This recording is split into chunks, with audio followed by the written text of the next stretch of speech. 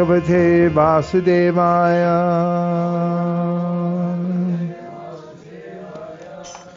We're continuing our reading of the Srimad Bhagavatam, and we're on Canto 3, taking up where we left off yesterday in the 27th chapter, 27 out of 33 chapters total in this canto. And we're going to take up today at verse number 24, unless anybody has any objection.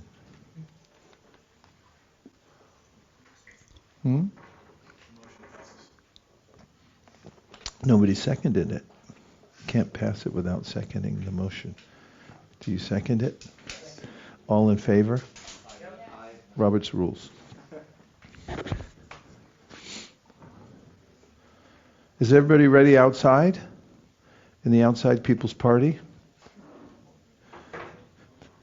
The stalwarts are out there. There's Havi. Now I can start. Havi's sitting in the Brahman seat. Hare Krishna. By discovering the faultiness of his desiring to lord it over material nature, and by therefore giving it up, the living entity becomes independent and stands in his own glory. Because this verse is an outlier and so clear and powerful, I'm going to read it one more time. May this sound vibration go out into the universe and circle it at least 7 times. May it enter into the ear holes of every human being and bring them to a higher level of understanding how to utilize life for the highest purpose. And therefore may they become kind. May they be friendly to all. And may they hanker for self-realization by hearing this verse. And we pray to Giriraj Govardhana that when I read it this next time, it immediately acts as a balm on the surface of the earth. That's a B-A-L-M, not a B-O-M-B. And if it is a B-O-M-B, that it's a spiritual one. Ready? Yes. Javi? By discovering the faultiness of his desiring to lord it over material nature, and by therefore giving it up, the living entity becomes independent and stands in his own glory. Purport. Because the living entity is not actually the enjoyer of the material resources, his attempt to lord it over material nature is, at the ultimate issue, frustrated. As a result of frustration, he desires more power than the ordinary living entity, and thus wants to merge into the existence of the Supreme Enjoyer. In this way, he develops a plan for greater enjoyment. When one is actually situated in devotional service, that is his independent position. Less intelligent men cannot understand the position of the eternal servant of the Lord. Because the word servant is used, they become confused. They cannot understand that this servitude is not the servitude of this material world. To be the servant of the Lord is the greatest position. If one can understand this and can thus revive one's original nature of eternal servitorship of the Lord, one stands fully independent. A living entity's independence is lost by material contact. In the spiritual field, he has full independence. And therefore, there is no question of becoming dependent upon the 3 modes of material nature. This position is attained by a devotee, and therefore he gives up the tendency for material enjoyment after seeing its faultiness. The difference between a devotee and an impersonalist is that an impersonalist tries to become one with the Supreme so that he can enjoy without impediment, whereas a devotee gives up the entire mentality of enjoying and engages in the transcendental loving service of the Lord. That is his constitutional glorified position. At that time, he is Ishvara, fully independent. The real Ishvara, or Ishvara Parama, the supreme Ishvara, or supreme independent, is Krishna. The living entity is Ishvara only when engaged in the service of the Lord. In other words, transcendental pleasure derived from loving service to the Lord is actual independence. Text 25. In the dreaming state, one's consciousness is almost covered, and one sees many inauspicious things. But when he is awakened and fully conscious, such inauspicious things cannot bewilder him. Purport. In the condition of dreaming, when one's consciousness is almost covered, one may see many unfavorable things which cause disturbance or anxiety. But upon awakening, although he remembers what happened in the dream, he is not disturbed. Similarly, the position of self-realization or understanding of one's real relationship with the Supreme Lord makes one completely satisfied. And the three modes of material nature, which are the cause of all disturbance, cannot affect him. In contaminated consciousness, one sees everything to be for his own enjoyment. But in pure consciousness, or Krishna consciousness, he sees that everything exists for the enjoyment of the Supreme Enjoyer. That is the difference between the dream state and wakefulness. The state of contaminated consciousness is compared to dream consciousness, and Krishna consciousness is compared to the awakened stage of life. Actually, as stated in Bhagavad Gita, the only absolute enjoyer is Krishna. One who can understand that Krishna is the proprietor of all the three worlds and that he is the friend of everyone is peaceful and independent. As long as a conditioned soul does not have this knowledge, he wants to be the enjoyer of everything. He wants to become a humanitarian or philanthropist and open hospitals and schools for his fellow human beings. This is all illusion, for one cannot benefit anyone by such material activities. If one wishes to benefit his fellow brother, he must awaken his dormant Krishna consciousness. The Krishna conscious position is that of pratibuddha, which means pure consciousness.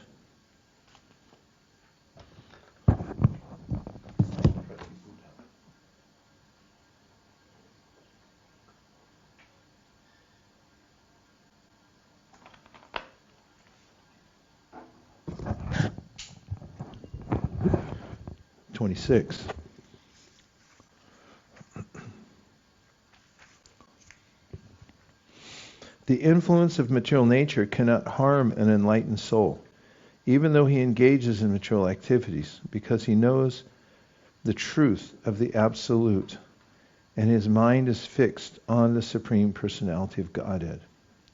Purport. Lord Kapila says that Mayi Manasam, a devotee whose mind is always fixed upon the lotus feet of the Supreme Personality of Godhead, is called Atmarama, or Vedita Tattva.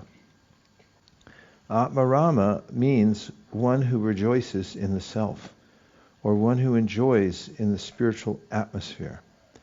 Atma, in the material sense, means the body or the mind. And when referring to one whose mind is fixed on the lotus feet of the Supreme Lord, Atmarama means one who is fixed in spiritual activities in relationship with the Supreme Soul. The Supreme Soul is the personality of Godhead, and the individual soul is the living entity. When they engage in reciprocation and service, and in reciprocation of service and benediction, the living entity is said to be in the Atmarama position. This Atmarama position can be attained by one who knows the truth as it is.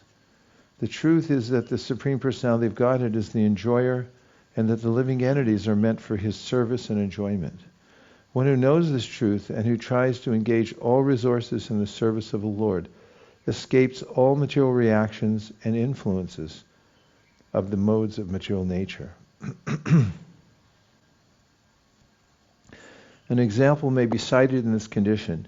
Just as a materialist engages in constructing a big skyscraper, A devotee engages in constructing a big temple for Vishnu. Superficially, the skyscraper constructor and temple constructor are on the same level, for both are collecting wood, stone, iron, and other building materials. But the person who constructs a skyscraper is a materialist, and the person who constructs a temple of Vishnu is Atmarama. The materialist tries to satisfy himself in relation to his body by constructing a skyscraper, but the devotee tries to satisfy the Superself, the Supreme Personality of Godhead, by constructing the temple. Although both are engaged in the association of material activities, the devotee is liberated and the materialist is conditioned. This is because the devotee who is constructing the temple has fixed his mind upon the Supreme Personality of Godhead, but the non-devotee who is constructing the skyscraper has his mind fixed in sense gratification. If while performing any activity, even in material existence, one's mind is fixed upon the lotus feet of the Personality of Godhead, one will not be entangled or conditioned. The worker in devotional service in full Krishna consciousness is always independent of the influence of material nature. 27. When a person thus engages in devotional service and self-realization for many, many years and births, he becomes completely reluctant to enjoy any of the material planets, even up to the highest planet, which is known as Brahmaloka. He becomes fully developed in consciousness. Purport: anyone engaged in devotional service to the Supreme Personality of Godhead is known as a devotee. But there is a distinction between pure devotees and mixed devotees. A mixed devotee engages in devotional service for the spiritual benefit of being eternally engaged in the transcendental abode of the Lord in full bliss and knowledge. In material existence, when a devotee is not completely purified, he expects material benefit from the Lord in the form of relief from material miseries, or he wants material gain, advancement in knowledge of the relationship between the Supreme Personality of Godhead and the living entity, or knowledge as to the real nature of the Supreme Lord. When a person is transcendental to these conditions, he is called a pure devotee. He does not engage himself in the service of the Lord for any material benefit or for understanding of the Supreme Lord. His one interest is that he loves the Supreme Personality of Godhead, and he spontaneously engages in satisfying him. The highest example of pure devotional service is that of the gopis in Vrindavan. They are not interested in understanding Krishna, but only in loving him. That platform of love is the pure state of devotional service. Unless one is advanced to this pure state of devotional service, there is a tendency to desire elevation to a higher material position. A mixed devotee may desire to enjoy a comfortable life on another planet with a greater span of life, such as on Brahmaloka. These are material desires. But because a mixed devotee engages in the service of the Lord, ultimately, after many, many lives of material enjoyment, he undoubtedly develops Krishna consciousness. And the symptom of this Krishna consciousness is that he is no longer interested in any sort of materially elevated life. He does not even aspire to become a personality like Lord Brahma.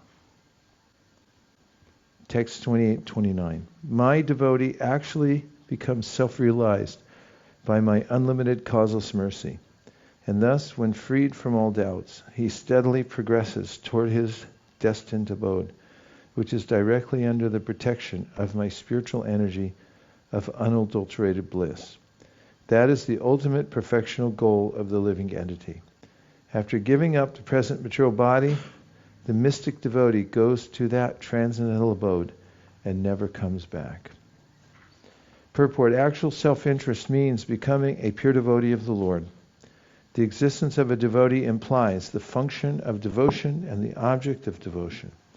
Such realization ultimately means to understand the personality of Godhead and the living entities. To know the individual self and the reciprocal exchanges of loving service between the Supreme Personality of Godhead and the living entity is real self-realization. This cannot be attained by the impersonalists or other transcendentalists. They cannot understand the science of devotional service. Devotional service is revealed to the pure devotee by the unlimited causeless mercy of the Lord. This is especially spoken of here by the Lord, mat prasadena, by my special grace.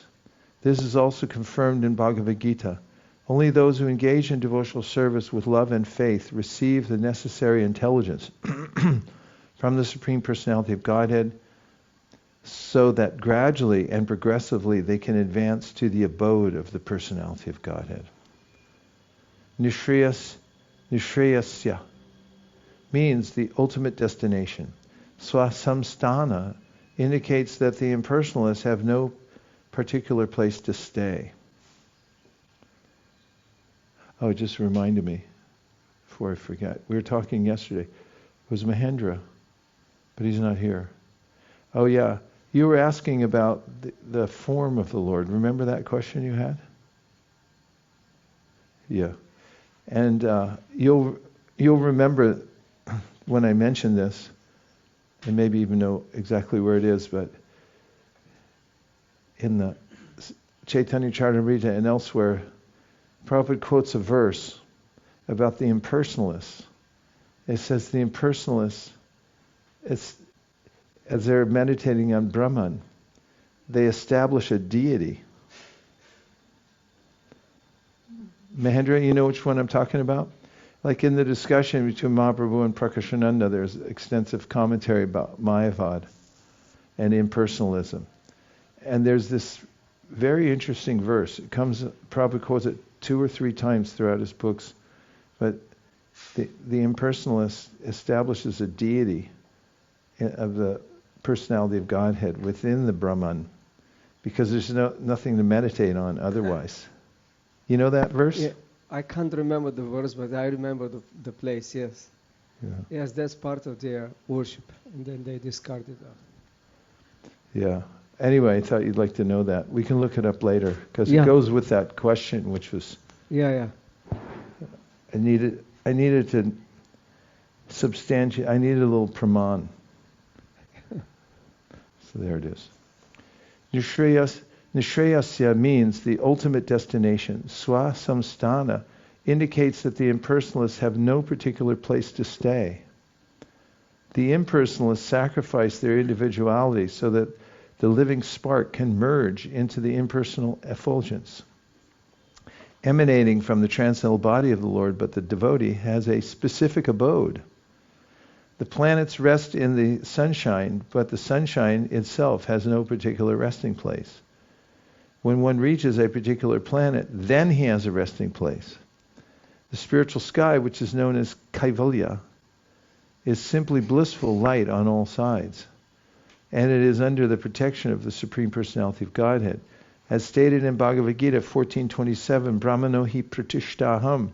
The impersonal Brahman effulgence rests on the body of the Supreme Personality of Godhead. In other words, the bodily effulgence of the Supreme Personality of Godhead is Kaivalya, or impersonal Brahman. In that impersonal effulgence, there are spiritual planets, which are known as Vaikunthas, chief of which is Krishna Loka. Some devotees are elevated to the Vaikuntha planets, and some are elevated to the planet Krishna Loka. According to the desire of the particular devotee, he is offered a particular abode, which is known as Swasamstana, his desired destination. By the grace of the Lord, the self-realized devotee engaged in devotional service understands his destination, even while in the material body. He therefore performs his devotional activities steadily, without doubting, and after quitting his material body, he at once reaches the destination for which he has prepared himself.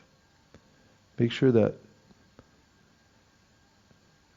emitter's on, if you don't mind. There's little mosquitoes flying around here. Either that or put a little sign on the front door that says, has a picture of a mosquito with a line through it. He therefore performs his devotional activities steadily without doubting, and after quitting his material body, he at once reaches the destination for which he has prepared himself. After reaching that abode, he never comes back to this material world. The words lingad vinirgame, which are used here, mean after being freed from the two kinds of material bodies, so subtle and gross. The subtle body is made of mind, intelligence, false ego, and contaminated consciousness. And the gross body is made of 5 elements: earth, water, fire, air, and ether. When one is transferred to the spiritual world, he gives up both the subtle and gross bodies of this material world. He enters the spiritual world in his pure spiritual body and is stationed in one of the spiritual planets. Although the impersonalists also reach that spiritual sky after giving up the subtle and gross material bodies, they are not placed in the spiritual planets. As they desire, they are allowed to merge into the spiritual effulgence emanating from the transcendental body of the Lord. The word swasamstanam is also very significant. As a living entity prepares himself, so he attains his abode. The impersonal Brahman effulgence is offered to the impersonalists. For those who want to associate with the Supreme Personality of Godhead in his transcendental form as Narayan in the Vaikuntha's, or with Krishna and Krishna Loka, go to those abodes, wherefrom they never return. Now we'll take a few reflections or questions. On your mark, get set, go. Narada Muni. And then we have Krishna Saka. And by that time, Mahendra will have found the quote. So he's looking for it. Go ahead. Hare Krishna. So, when we were reading this in New York, text 27, I normally never ever bring up problems with the change in books, but I do have a problem with this change in the purport, and I was wondering if you could help me understand why. Why are you just bringing up to the ERP? So the purport. What page are you on, or what? It's text 27. Yeah. And the first part of the first paragraph, Prabhupada says in this version. This is the older one. Anyone engaged in devotional service to the Supreme Personality of Godhead is known as a devotee, but there is a distinction between pure devotees and mixed devotees. A mixed devotee engages in devotional service for the spiritual benefit of being eternally engaged in the transcendental abode of the Lord in full bliss and knowledge. In material existence, when a devotee is not completely purified, he expects material benefit from the Lord in the form of relief from material miseries, or he wants material gain, advancement of knowledge of the relationship between the Supreme Personality of Godhead and the living entity, or knowledge as to the real nature of the Supreme Lord. But I noticed this when I was reading in class, because I was reading it from Vedabase during the class, and this is the updated version. It says in the first 2 sentences, it's different. Anyone engaged in devotional service to the Supreme Personality of Godhead is known as a devotee, but there is a distinction between pure devotees and mixed devotees. A mixed devotee engages in devotional service for some material benefit, whereas a pure devotee engages in devotional service for the spiritual benefit of being eternally engaged in serving the Lord in this transcendental abode in full bliss and knowledge. And I'm seeing... There's no way for me to comment without context. And any time that these things are considered, you have to see what came from the manuscript and so forth.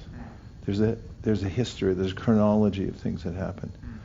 And I'm not supporting it or not. I'm just saying that I can't comment on it because I don't know how it came about.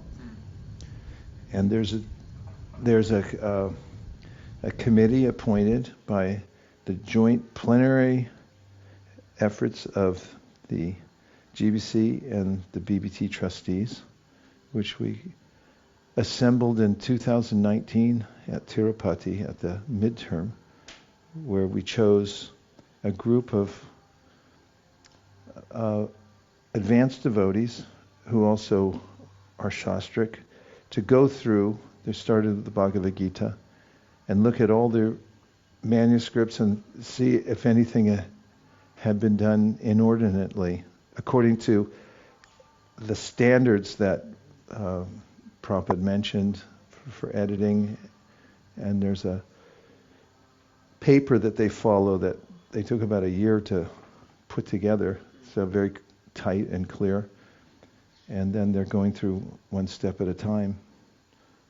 Actually, I think Mahendra was just added to that committee recently, because a couple of the members, Radhika Raman in particular, and one other had dropped off. Mahendra Prabhu.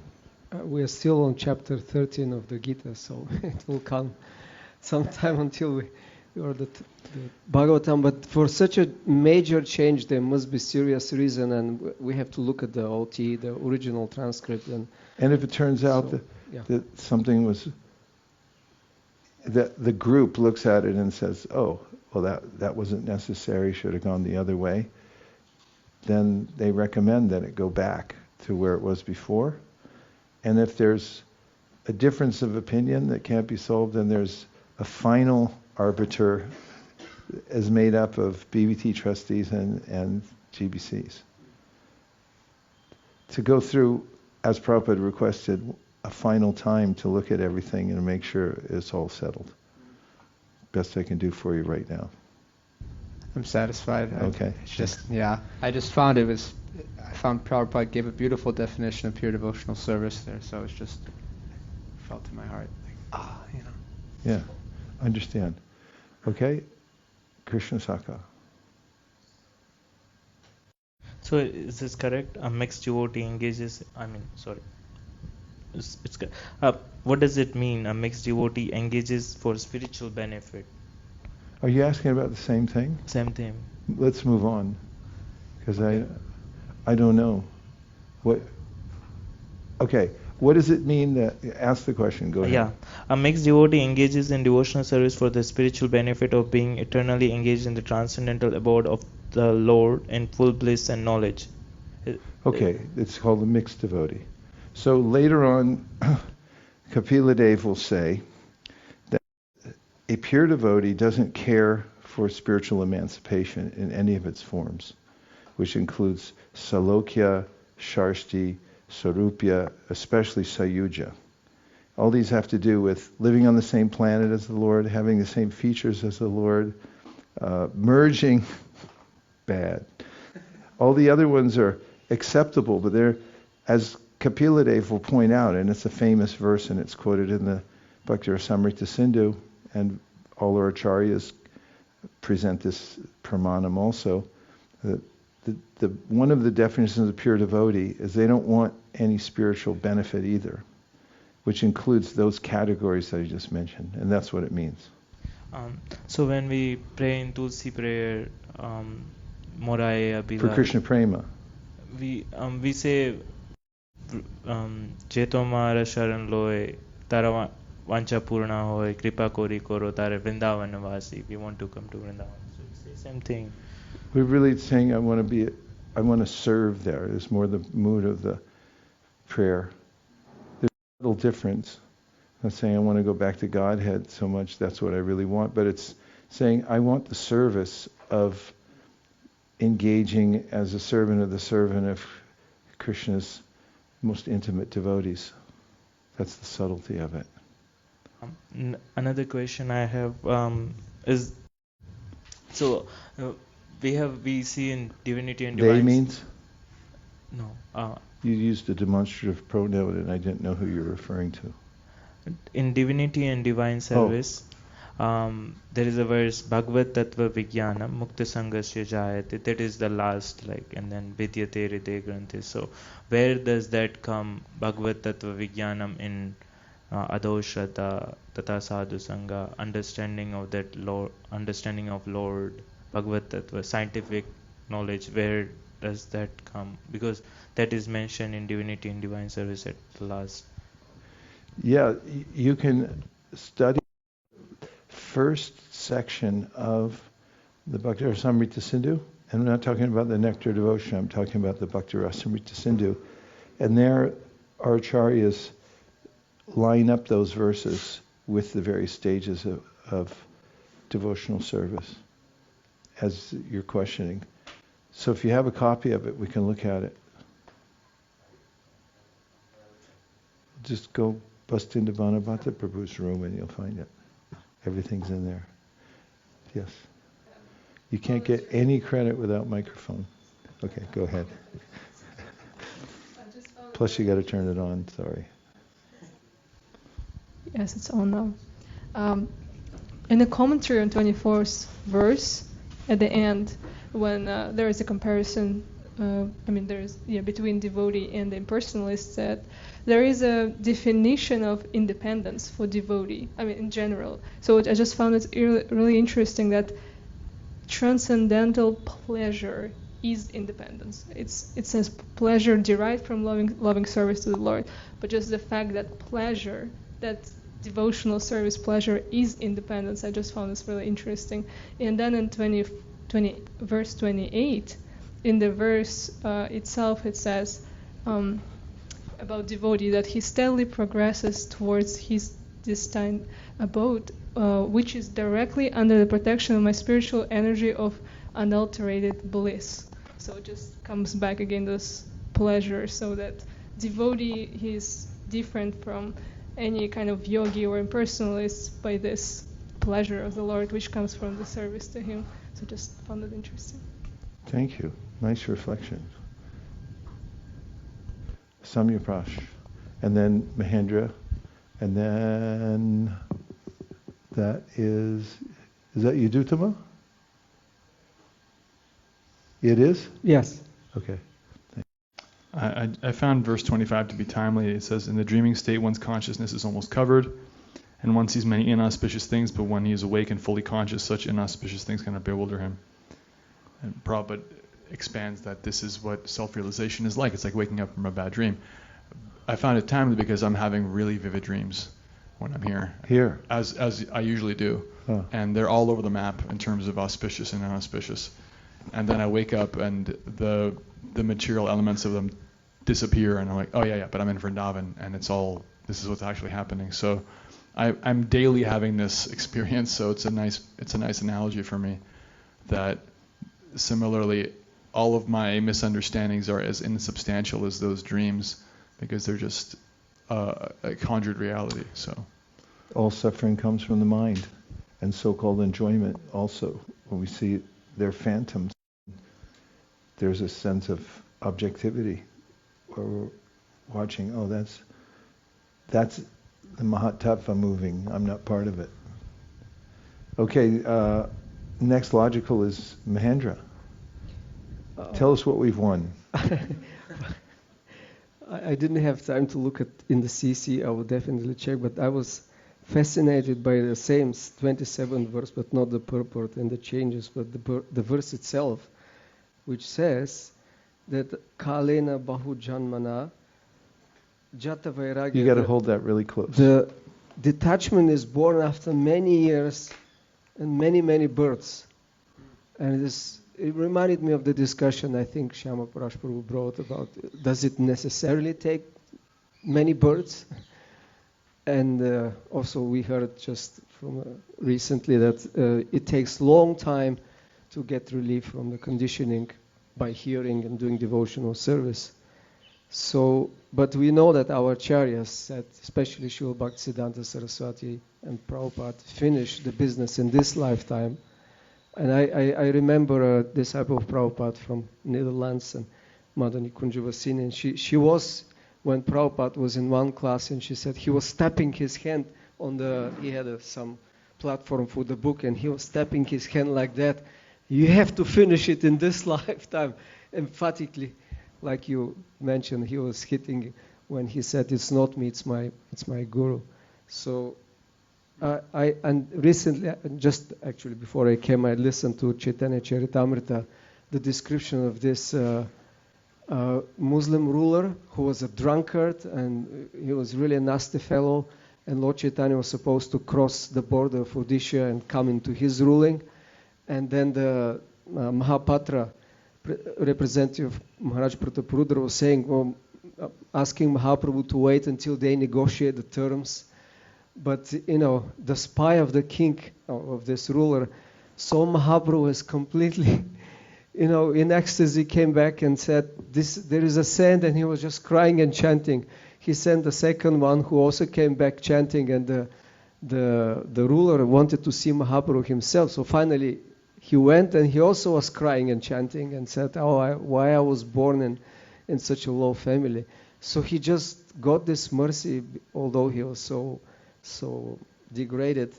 And it seems the standard way from what you get from Bhagavatam is many births until the Vairagi is born, what to speak of complete, freedom.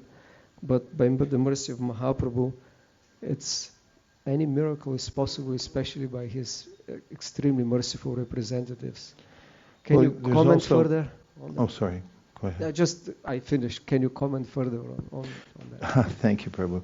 Just that we don't know how many lifetimes it took us to end up smack dab in the middle of the best yuga possible. A few minutes after Mahaprabhu was here, and a few seconds after, for some landed exactly at the time the Sankirtan movement is expanding.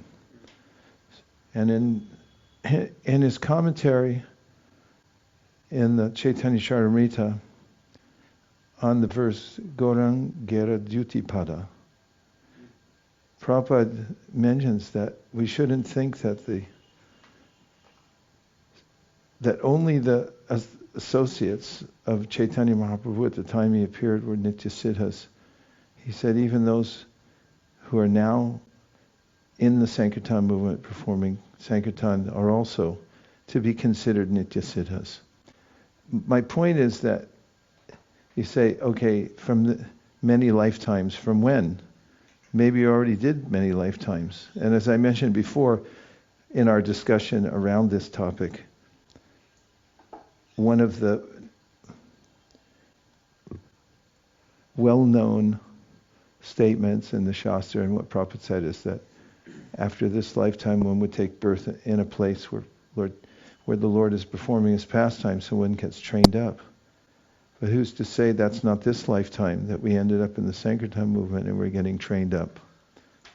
So you could say, oh, one lifetime. It's like, yeah, but how many lifetimes did it take to get here? And what kind of mercy did that require? And we're going to Yudhutama. He was next. No question about it. We have photographic evidence. I see you, Devavrata. We'll get you next. And then we're coming back to Madhava with a Para Gaurangi.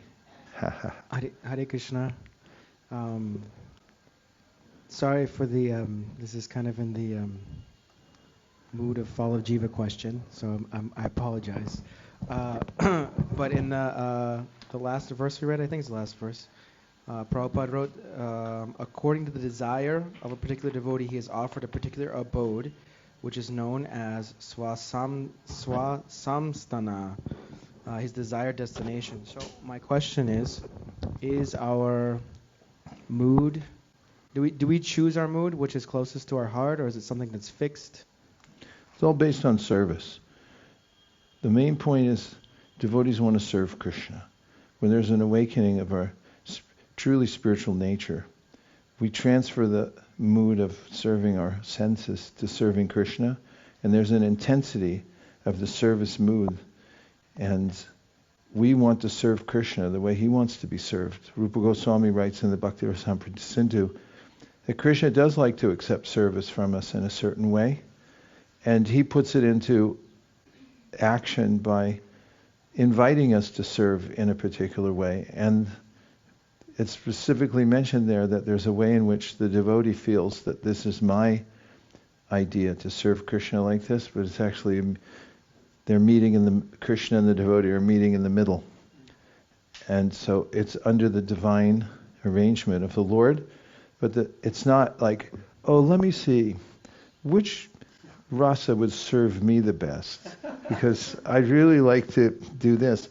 But in the awakening of pure devotional service, there's an intensity. How will Krishna be most satisfied?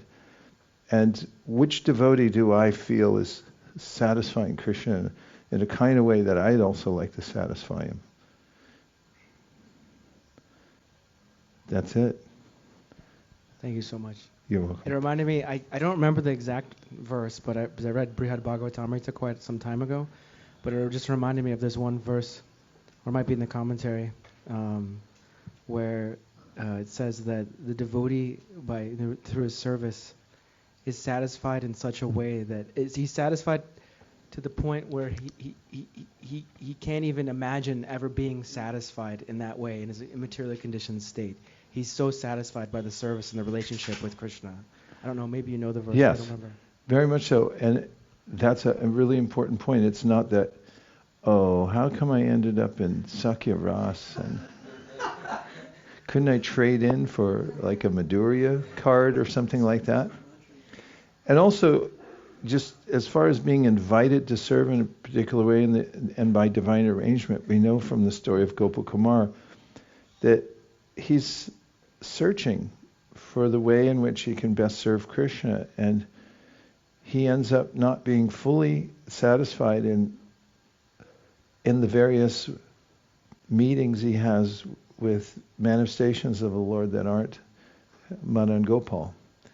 And finally, Narada pulls him aside and says, excuse me, but you're really fortunate, and your real place is in Goloka. And here's how you get there. You go to Vrindavan, you perform Sankirtan, and they'll come pick you up. So there's also that revelation that he has his guru who walks out on him because he's in ecstasy and he's speechless after giving the mantra. He's wandering everywhere, and then he still gets direction finally from Narada that go to Goloka. Devavrata? Hare Krishna. I have a question about this quote from Chaitanya Charitamrita regarding we shouldn't think just the associates of Lord Chaitanya are nitya-siddhas. So, question is that Chaitanya Mahāprabhu is Kali Yuga avatar, Patita Pavan, and he's engaging everyone in the service of Krishna. Now, are we to understand that all the people that Chaitanya Mahāprabhu is saving and that become engaged in his service are nitya-siddhas, or are they specific devotees who have become exceptionally empowered in Chaitanya Mahaprabhu's service? Because this has always been a conundrum for me, that we hear that Chaitanya Mahaprabhu is saving the fallen conditioned souls of Kali Yuga, but then simultaneously we hear that anyone who's fully engaged in the service of Chaitanya Mahaprabhu should be considered a nitya-siddha.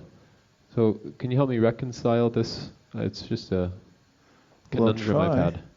I mean, when it comes down to it, siddha means siddha. And whether you're a kripa siddha, a sadhana siddha, or a nitya siddha, you're a siddha. And after you're siddha, it doesn't really matter exactly which side you come from. Some are mixed nitya siddha and sadhana siddhas. Some of them are eternal associates who come with the Lord. But once you reach siddha, then you're siddha. And the strong emphasis there is given by Prabhupada himself and actually by Narottam Das Thakur, who's saying that one should consider those who are fully engaged in Lord Chaitanya's Sankirtan movement, emphasizing the power of associating with Lord Chaitanya through his movement, as you were mentioning this morning. Engage yourself fully in that activity. Then there's a way in which, by his mercy, people become siddhas. We can read the purport if you like. I think it's a great idea. Okay, if you can find it, then we'll read it. Okay. There's a couple places where it's not, that it's mentioned, but there's one where it's more fully explained, so accept no substitute. And we have Avadut. Oh, first we have Aparagarangi, and then we're going to Avadut.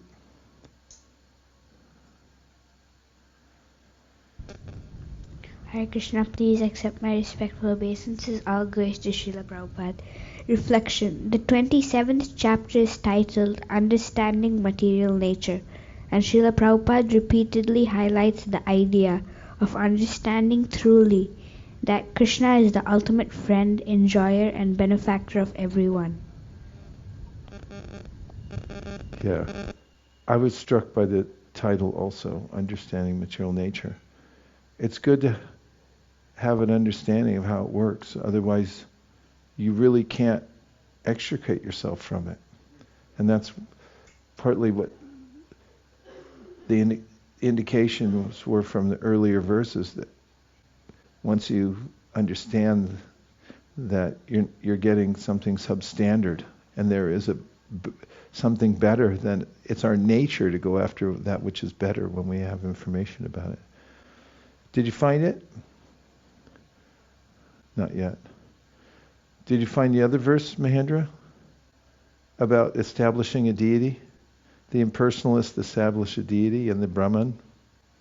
I didn't look because I was just following the discussion. Oh, sorry. It's just so interesting. No problem. If I may add something to that last thing you mentioned. Yes, please. That tying the two that you said, that Siddha is Siddha, and also the previous question about, having developed a particular loving mood towards Krishna, when it's there, it's there.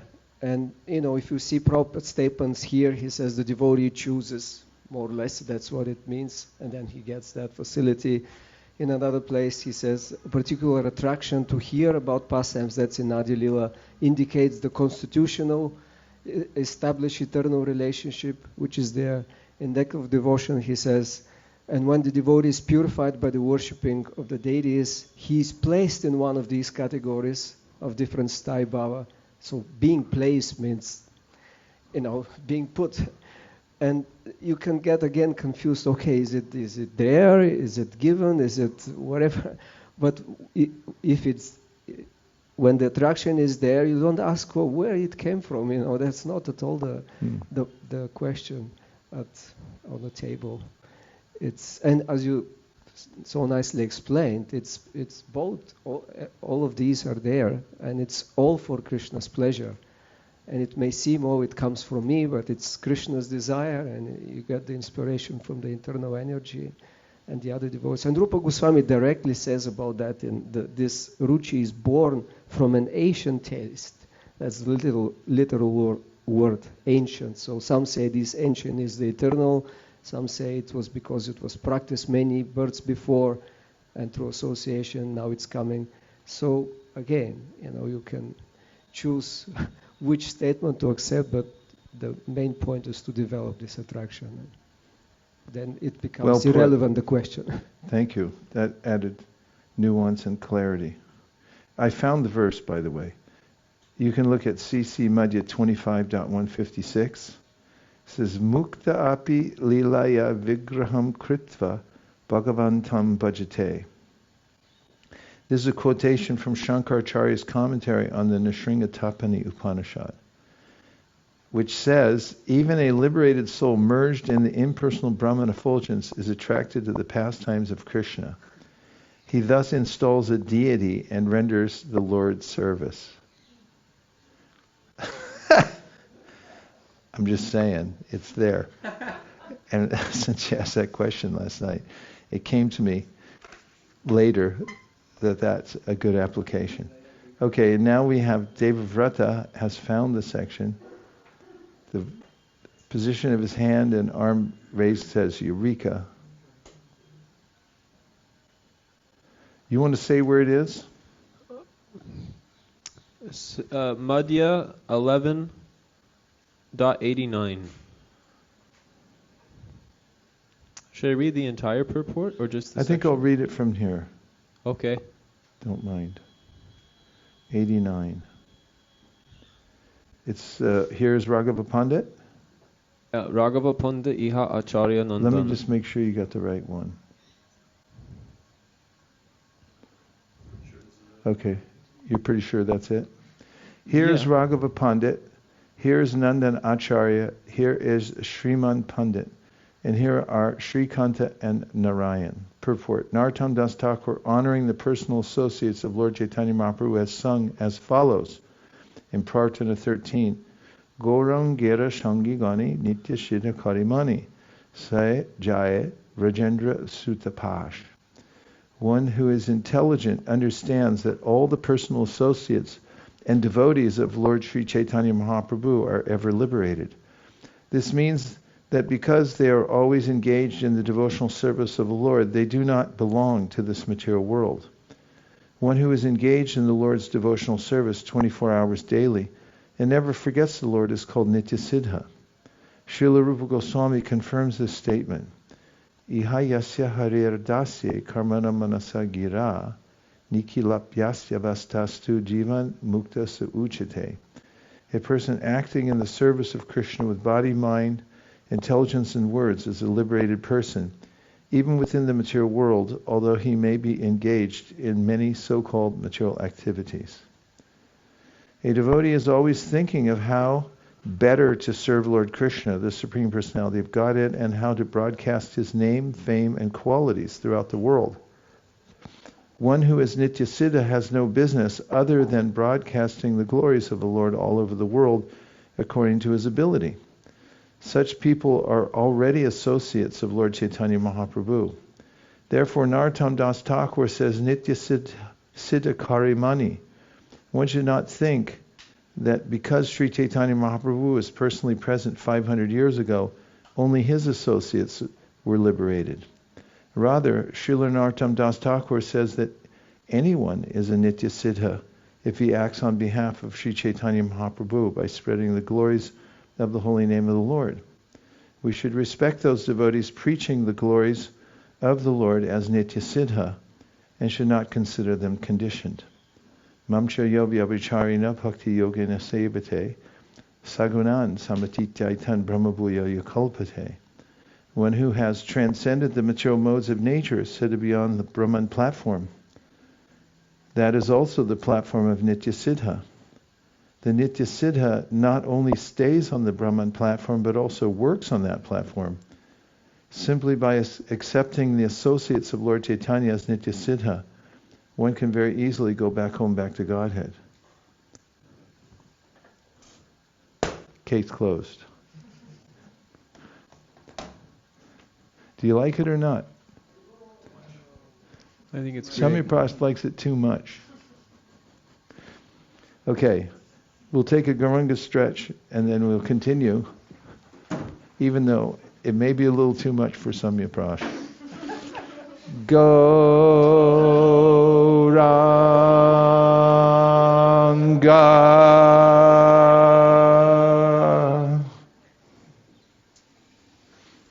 Gauranga.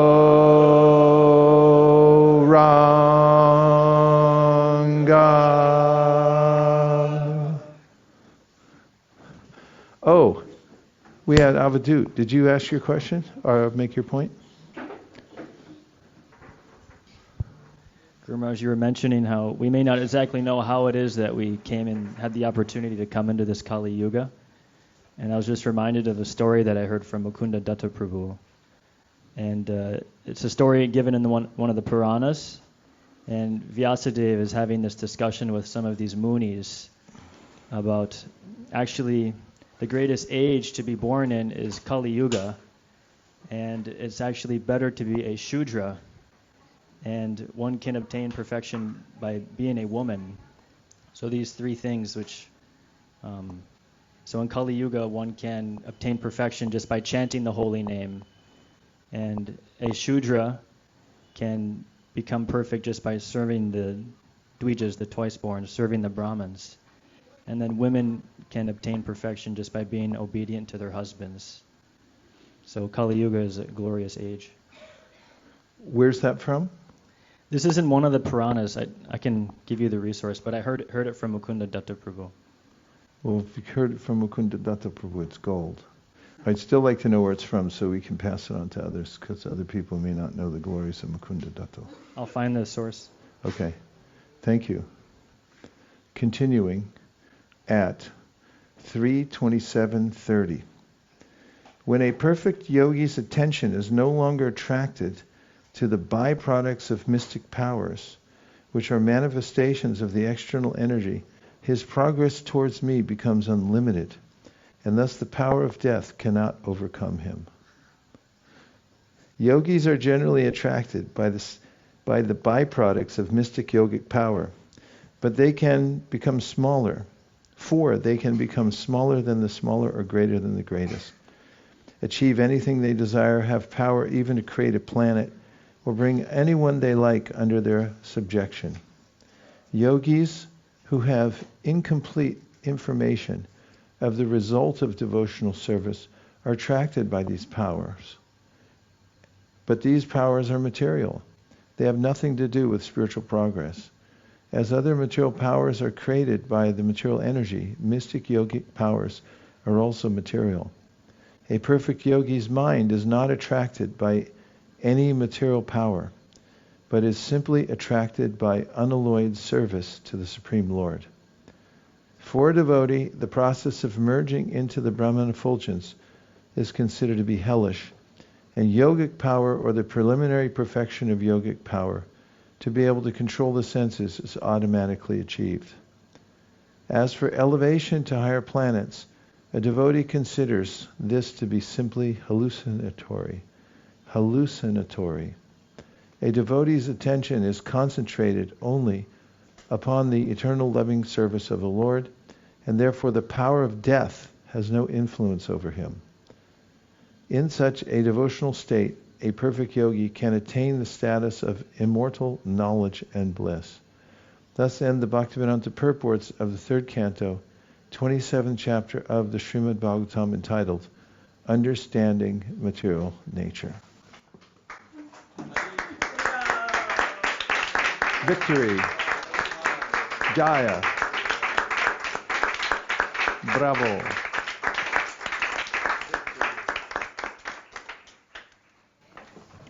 Chapter 28, Kapila's instructions on the execution of devotional service. The Personality of Godhead said, "My dear mother, O daughter of the king, now I shall explain to you the system of yoga, the object of which is to concentrate the mind. By practicing this system, one can become joyful and progressively advance towards the path of the absolute truth." Purport: the yoga process explained by Lord Kapila Dev in this chapter is authorized and standard, and therefore these instructions should be followed very carefully. To begin, the Lord says that by yoga practice one can make progress towards understanding the absolute truth, the Supreme Personality of Godhead. In the previous chapter, it has been clearly stated that the desired result of yoga is not to achieve some wonderful mystic power. One should not be at all attracted by such mystic power, but should attain progressive realization on the path of understanding the Supreme Personality of Godhead. This is also confirmed in Bhagavad Gita, which states in the last verse of the 6th chapter that the greatest yogi is he who constantly thinks of Krishna within himself, or he who is Krishna conscious. It is stated here that by following the system of yoga, one can become joyful. Lord Kapila, the Personality of Godhead, who is the highest authority on yoga, here explains the yoga system known as Ashtanga Yoga, which comprises 8 different practices, namely yama, niyama, asana, pranayama, pratyahara, dharana, dhyana, and samadhi. By all these stages of practice, one must realize Lord Vishnu, who is the target of all yoga. There are so-called yoga practices in which one concentrates the mind on voidness or on the impersonal. But this is not approved by authorized yoga system as explained by Kapila Dev. Even Patanjali explains that the target of all yoga is Vishnu. Ashtanga Yoga is therefore part of Vaishnava practice because its ultimate goal is realization of Vishnu. The achievement of success in yoga is not acquisition of mystic power, which is condemned in the previous chapter, but rather freedom from all material designations and situation in one's constitutional position. That is the ultimate achievement in yoga practice. 2. One should execute his prescribed duties to the best of his ability and avoid performing duties not allotted to him.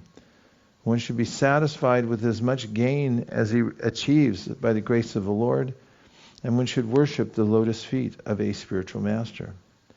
Purport. In this verse, there are many important words which could be very elaborately explained, but we shall briefly discuss the important aspects of each. The final statement is Atmavik Charanar Charam. Atmavit means a self-realized soul or bona fide spiritual master. Unless one is self-realized and knows what his relationship with the Supersoul is, he cannot be a bona fide spiritual master. Here, it is recommended that one should seek out a bona fide spiritual master and surrender unto him. Archanam. For by inquiring from and worshipping him, one can learn spiritual activities. The first recommendation is Swadharmacharanam. Swadharmacharanam. As long as we have this material body, there are various duties prescribed for us. Such duties are divided by a system of 4 social orders: Brahmana, Kshatriya, Vaishya, and Shudra. These particular duties are mentioned in the Shastra, and particularly in Bhagavad Gita. Swadharma Charanam means that one must discharge the prescribed duties of his particular division of society faithfully and to the best of his ability. One should not accept another's duty. If one is born in a particular society or community, he should perform the prescribed duties for that particular division. If, however, one is fortunate enough to transcend the designation of birth in a particular society or community, by being elevated to the standard of spiritual identity, then his swadharma or duty is solely that of serving the Supreme Personality of Godhead. The actual duty of one who is advanced in Krishna consciousness is to serve the Lord. As long as one remains in the bodily concept of life, he may act according to the duties of social convention. But if one is elevated to the spiritual platform, he must simply serve the Supreme Lord. That is the real execution of Swadharma.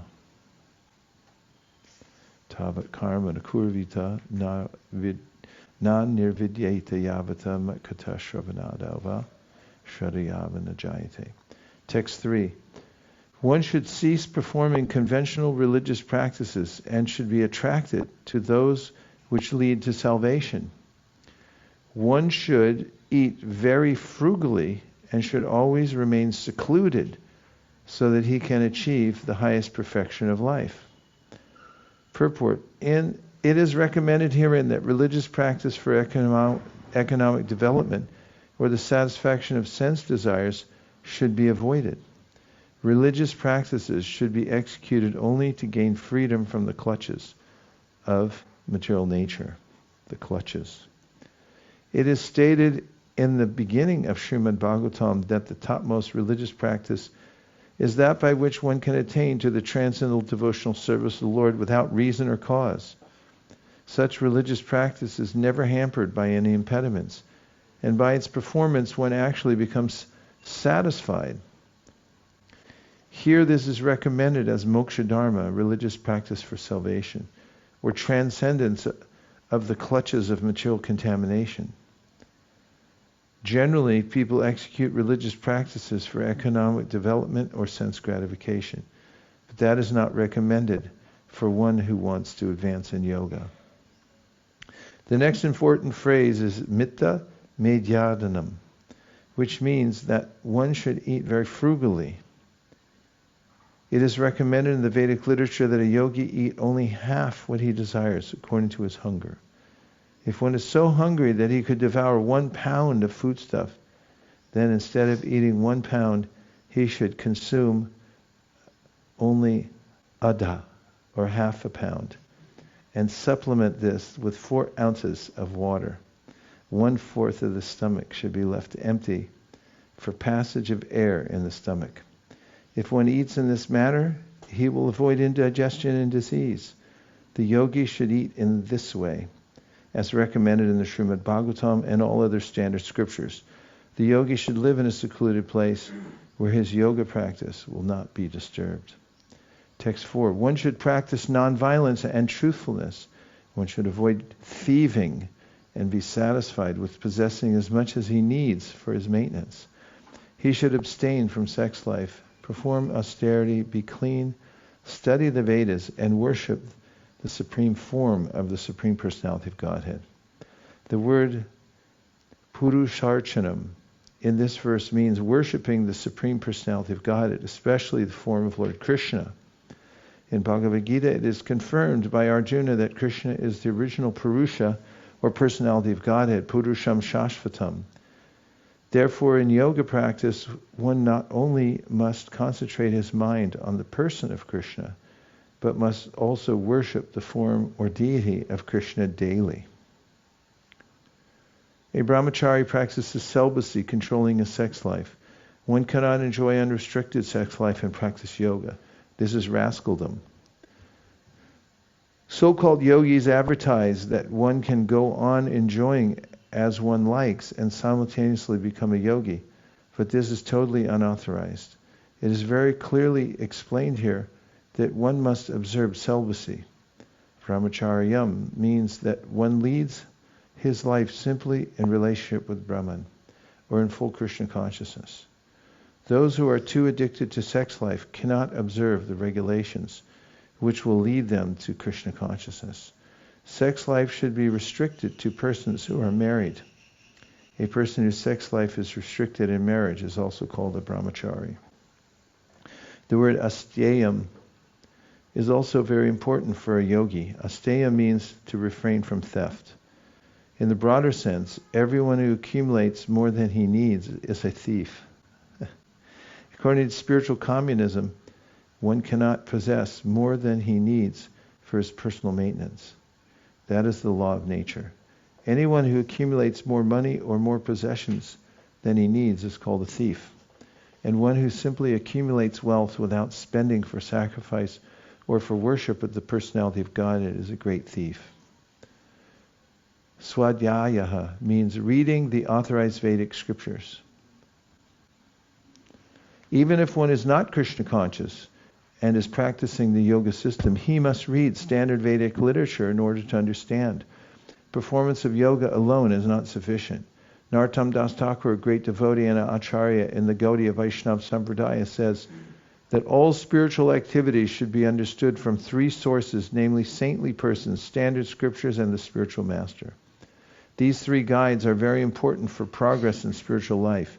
The spiritual master prescribes standard literature for the prosecution of the yoga of devotional service, and he himself speaks only from scriptural reference. Therefore, reading standard scriptures is necessary for executing yoga. Practicing yoga without reading the standard literature is simply a waste of time. 5.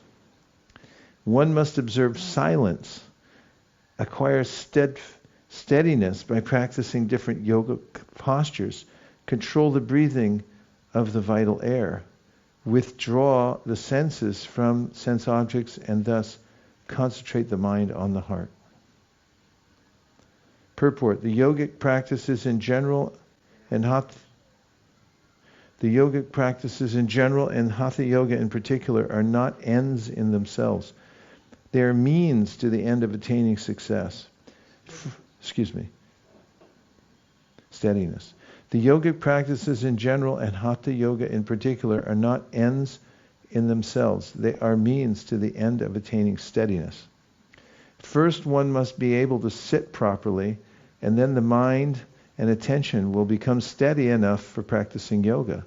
Gradually, one must control the circulation of vital air, and with such control, he will be able to withdraw the senses from sense objects. In the previous verse, it is stated that one must observe celibacy. The most important aspect of sense control is controlling sex life. That is called brahmacharya.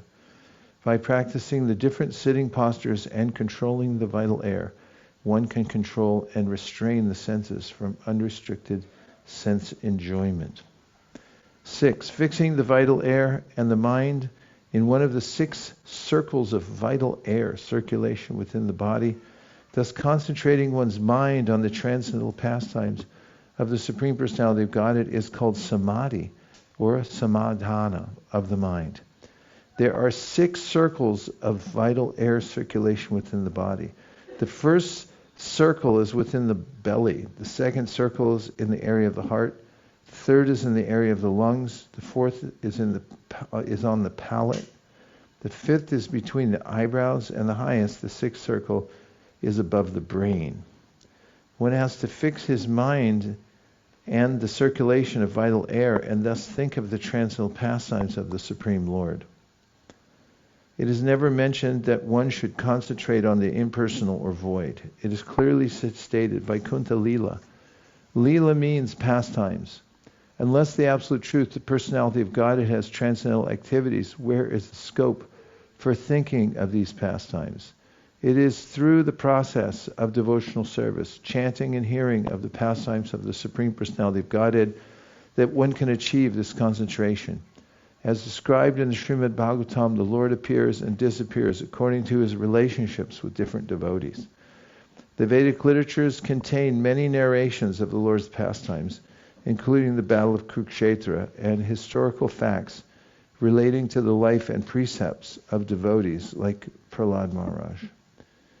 Dhruva Maharaj and Ambarish Maharaj, that's a continuing, I'll read it over. The Vedic literatures contain many narrations of the Lord's pastimes, including the Battle of Kurukshetra and historical facts relating to the life and precepts of devotees like Prahlad Maharaj, Dhruva Maharaj, and Ambarish Maharaj.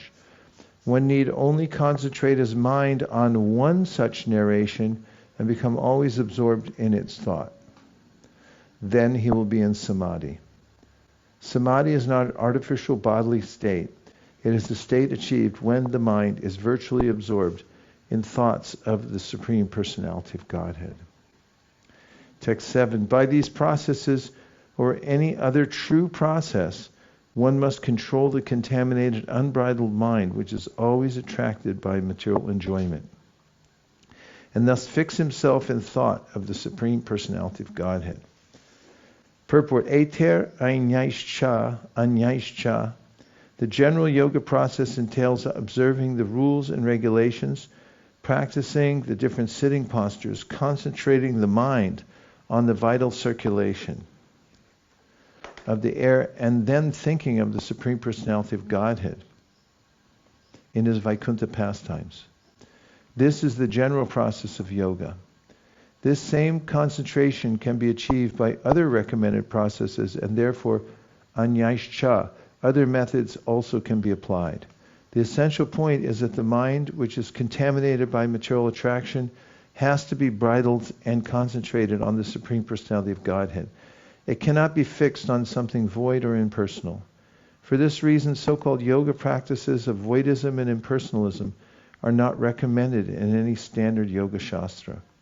The real yogi is the devotee because his mind is always concentrated on the pastimes of Lord Kṛṣṇa. Therefore, Krishna consciousness is the topmost yoga system. Everyone okay? Yeah, better than okay. After controlling one's mind and sitting postures, one should spread a seat in a secluded and sanctified place. Sit there in an easy posture, keeping the body erect, and practice breath control. Sitting in an easy posture is called swasti samasina. It is recommended in the yoga scripture that one should put the soles of the feet between the 2 thighs and ankles and sit straight. That posture will help one to concentrate his mind on the Supreme Personality of Godhead. This very process is also recommended in Bhagavad Gita, 6th chapter. It is further suggested that one sit in a secluded, sanctified spot. The seat should consist of deerskin and kusha grass topped with cotton. Bana, you gotta put a little cotton. Okay, now we take reflections or questions. Yes, pranahari. And then anapayini.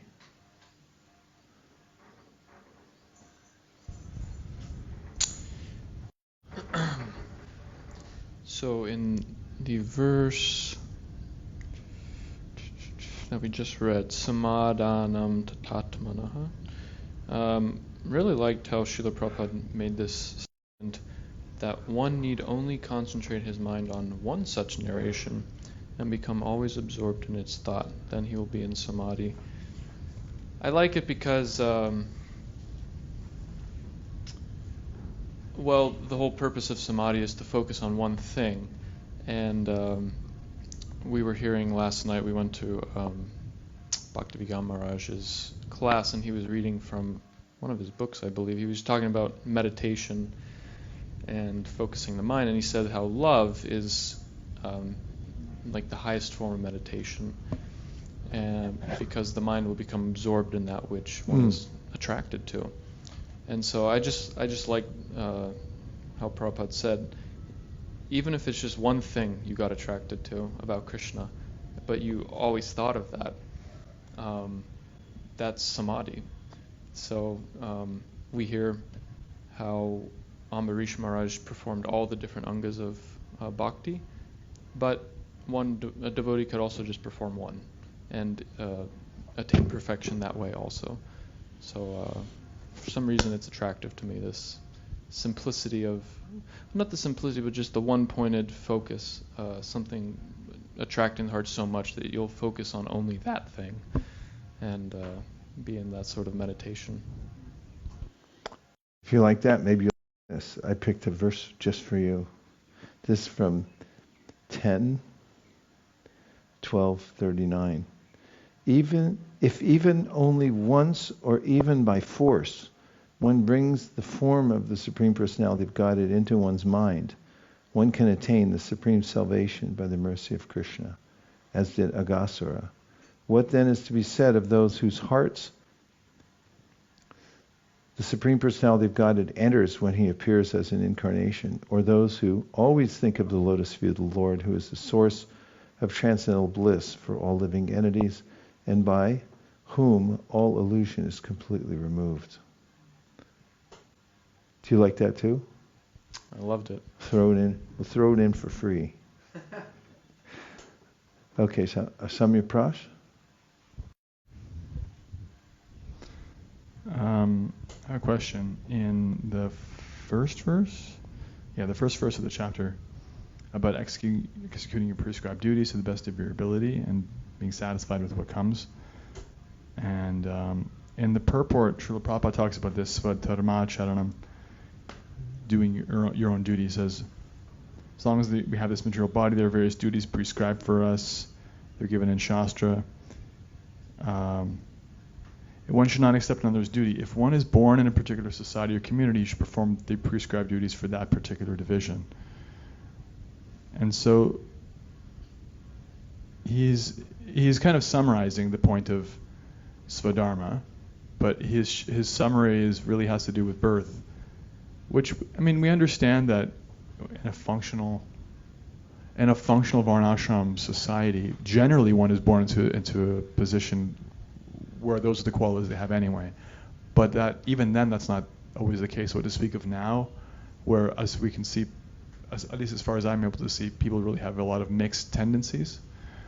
So how do we apply this now, where certainly we want to act in a material duty that's according to our nature, but how does one ascertain that? And who's in today's 2024 world, who would actually ascertain somebody's qualities? Can you ask one question at a time? Because So you're lining them all up like flights at O'Hare Airport on a Friday. The essential question would be, I guess a preliminary question that I can give is, how do you understand what your duty is materially? Well, you got to remember the main purpose of it. Kurvandirantaram karma loko yamanavate tena eva karmana dhyaya vamparam bhaktamichiti, which is everyone has to do some work in the world, and therefore when you do your work, you should use your work to meditate on Krishna. That's the main principle. Otherwise, work doesn't mean any. What the division of labor that one chooses.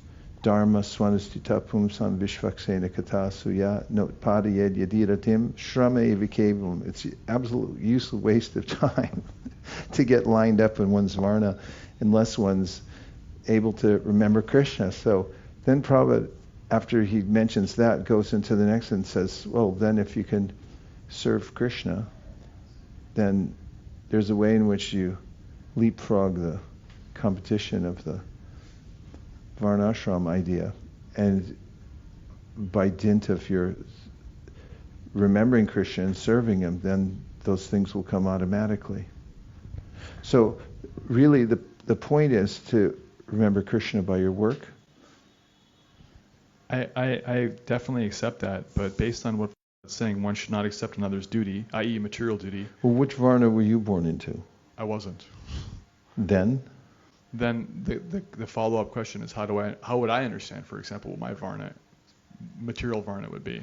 Prabhupada says, regarding work, one should be inventive and find some kind of work by which one can sustain oneself so one can go on doing one's Krishna conscious duties.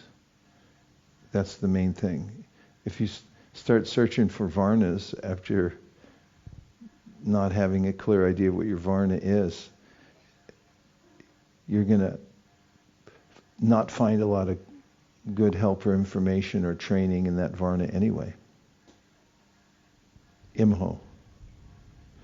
I remember when there was a lot of artificial discussion going on about varnas in the early days of ISKCON, or early for me, because I had just joined.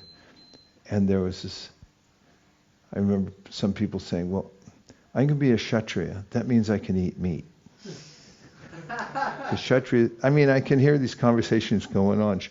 Yeah, I'm going to be, and what it was is, you're stepping back from the main purpose you've already achieved. You're engaged in devotional service. Now do some work so you can keep doing it. And if you don't have to work, then just do devotional service.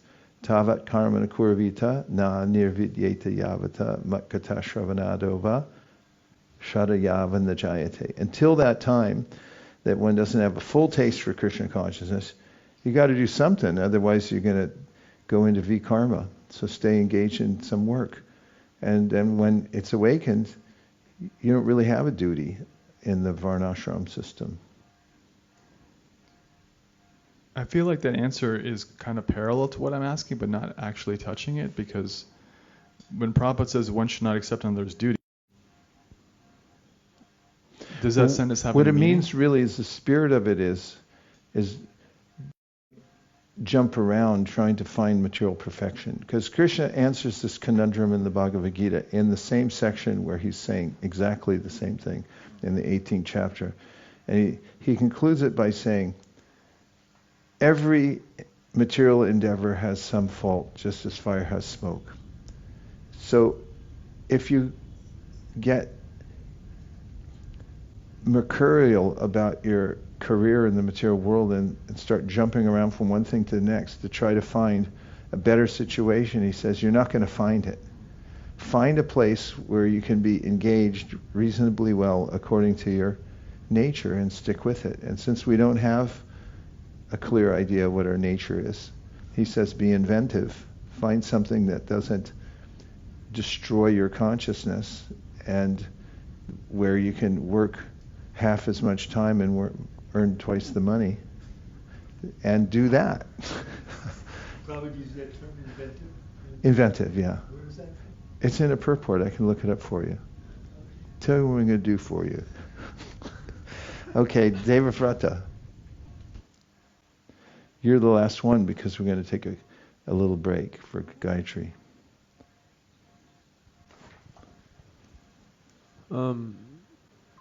Even if a devotee is fully engaged in devotional service, Krishna explains in Bhagavad Gita, yat achari shreshtas, that still, wouldn't devotees function according to their inborn nature and be a perfect example of that particular occupation in life, even if they're fully engaged in devotional service So if one is of a Brahmana disposition, they should try to do that very nicely. Sattva disposition, they should try to do it very nicely. I'm just trying to understand, because Prabhupada does mention these different types of work, and it seems that there's a need for devotees to be conscientious of that and be an example of it while simultaneously engaging in devotional service. Okay. Well, when that comes up, then be as conscientious as possible. First, let's get a king, because that's necessary for a varnashram system.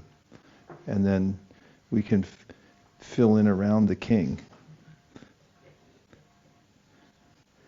I mean, right now, I don't see any system where there's distinguishable varnas and training for that going on very specifically. Maybe there's little nicks and corners here and there, but there could be a situation, as I mentioned before, where you get so preoccupied with the idea of sticking to your varna that you forget the purpose of doing the work in the first place.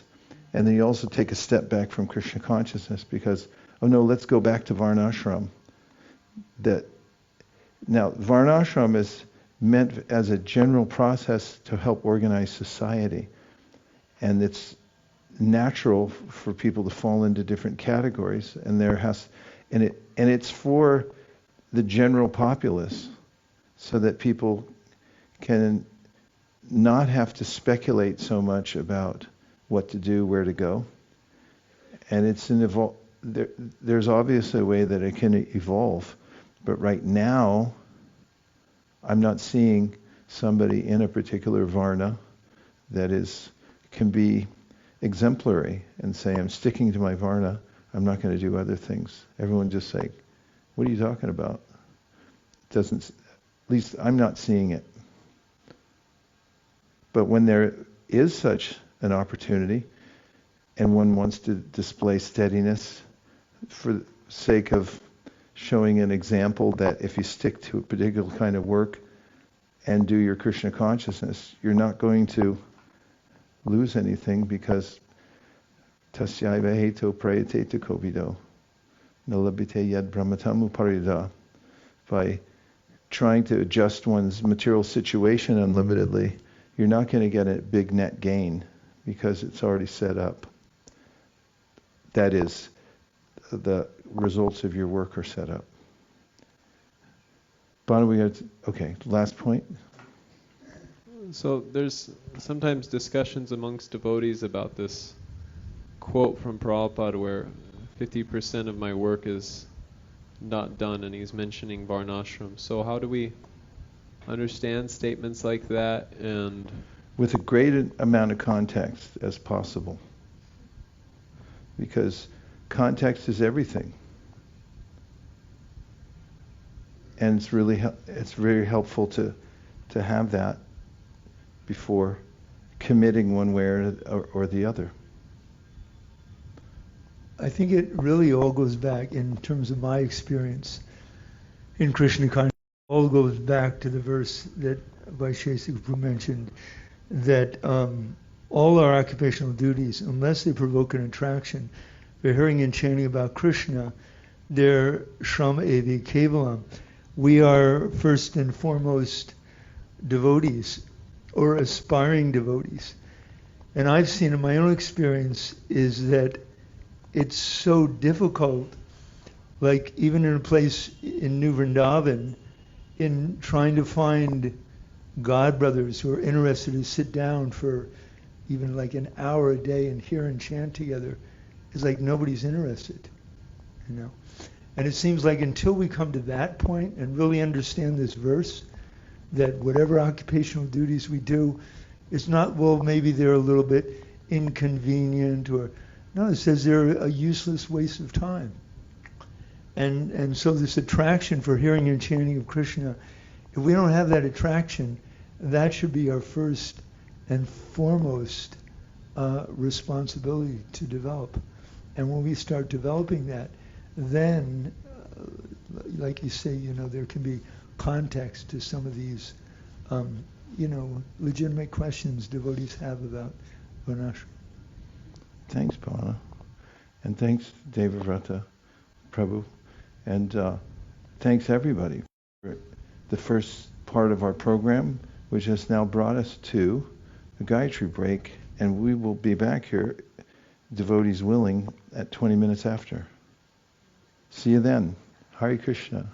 Gaur Premanande Haribol.